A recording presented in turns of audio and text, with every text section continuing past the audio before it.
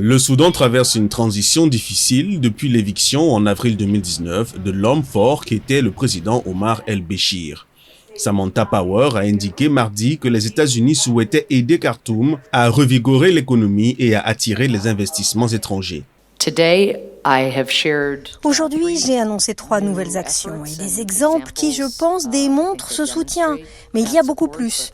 Tout d'abord, une assistance vitale à hauteur de 56 millions de dollars sera octroyée au Soudan afin d'aider les populations à la périphérie du pays pour les soins d'urgence et des programmes de nutrition, d'eau, d'assainissement et d'hygiène, ainsi que des fonds destinés à protéger les populations les plus marginalisées du pays. Lors d'un discours à l'université de Khartoum, Madame Power a également évoqué l'épineuse question de la réforme de l'armée. Les États-Unis conviennent que l'armée soudanaise doit avoir un commandement unique et unifié.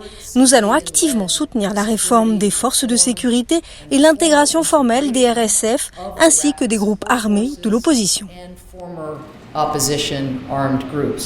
Mais le commandant des RSF, le général Mohamed Hamdan Daglo Di Hemedti, a rejeté début juin cette intégration, pourtant prévue par l'accord d'août 2019. Le Soudan est dirigé par des civils et des militaires en vertu d'un accord conclu en août 2019 après la chute de Omar el-Béchir. Selon la responsable américaine, une aide additionnelle des États-Unis d'une cargaison de vaccins contre le coronavirus arrivera dans les prochains jours.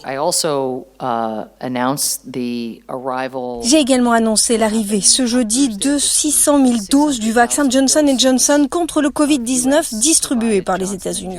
Nous examinons ensemble, bien sûr, non seulement la manière de gérer la pandémie ici et maintenant, mais aussi la manière de soutenir les efforts du Soudan pour renforcer son système de santé.